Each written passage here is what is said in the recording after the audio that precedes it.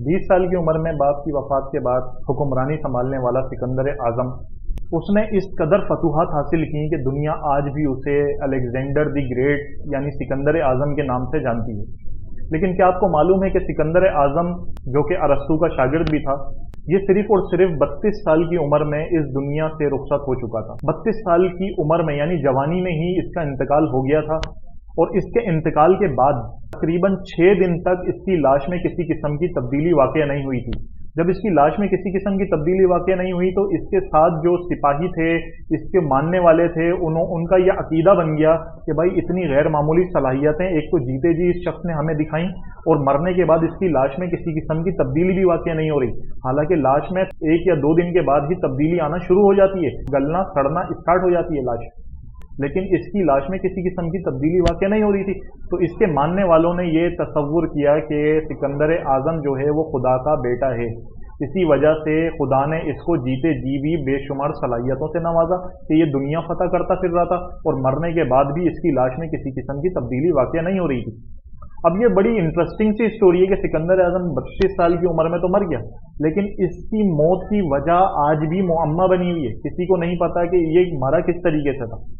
कोई कहता है, कुछ तहकीकदान है वो कहते हैं कि इसको मलेरिया हो गया था, कुछ कहते हैं इसको टाइफाइड हो गया था, कुछ कहते हैं कि इसने जहर मिला हुआ अल्कोहल इस्तेमाल कर लिया था जिसकी वजह से इसकी मौत वाक़ई हुई। लेकिन सबसे ज़्यादा हैरान कुन जो तहकीक है वो की है न्यूजीलैंड के साइंसदानों ने। वो तहकीक ये है कि उन्होंने ये कहा कि सिकंदर आजम दर हकीकत मरा ही नहीं था, बल्कि उसको एक बीमारी हो गई थी जिसका नाम था ग्यान बेरे सिंड्रोम। एक ख़ास किस्म का सिंड्रोम होता है, ये GBS इसको कहा जाता है शॉर्ट फॉर्म में। और इसमें होता ये है कि इंसान अपना जिस्म हिलाने के भी काबिल नहीं रहता और अंदर का जो सिस्टम है मुदाफ़ियाती निज़ाम वो इस कदर स्लो हो जाता है कि इंसान ज़रा सी भी हरकत नहीं कर सकता, यहाँ तक कि अपनी पलक भी सही से नहीं झपका सकता। तो सिकंदर आजम को वो बीमारी हो गई थी, ये कहना है न्यूजीलैंड के साइंसदानों का। और उनका कहना है कि 6 दिन तक जो तब्दीली वाक़ई नहीं हुई वो इसीलिए नहीं हुई क्योंकि उसकी तो मौत ही वाक़ई नहीं हुई।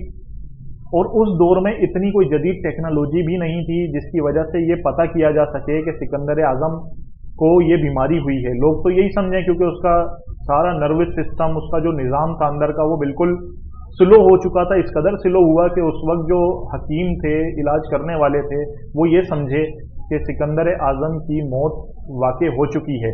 लेकिन साइंसदानों के मुताबिक सिकंदर आजम मरा नहीं था, बल्कि उसे ये बीमारी हो गई थी। वो सब कुछ देख समझ तो रहा था लेकिन वो अपने जिस्म को हिला नहीं सकता था, उसका जिस्म मुकम्मल तौर पर पैरालाइज हो चुका था। अब आप इससे एक चीज़ ये अंदाज़ा लगाएं कि सिकंदर जैसा फातेह जिसने पूरी दुनिया को फतह किया, सिकंदर आजम के पास क्या क्या वसाइल नहीं थे, उसके पास तो पूरी दुनिया की दौलत उसके कदमों में थी। यानी इस कदर ताकतवर था कि दुनिया की बड़ी बड़ी ताकतों से भिड़ जाता था और उनको कुछ ही देर में अपने पैरों तले रोन देता था। इस कदर ताकतवर शख्स का ये आलम था। सोचें अगर उसको यही बीमारी हुई भी होगी तो सोचें उसका क्या हो रहा होगा कि जब लोग उसकी लाश को उठा रहे होंगे, तदफीन के लिए ले जा रहे होंगे, तो वो किस कदर बेबस अपने आप को महसूस कर रहा होगा। तो यही निज़ाम है कुदरत का कि कुदरत बताती है कि हम बड़े से बड़े को भी मिनट के अंदर ढेर कर देते हैं।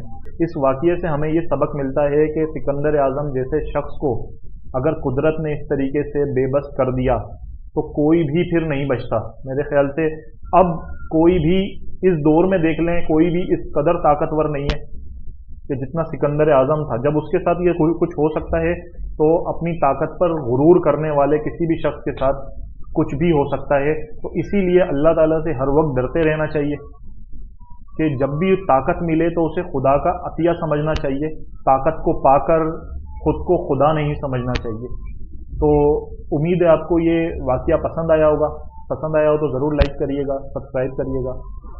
अल्लाह हाफ़िज़।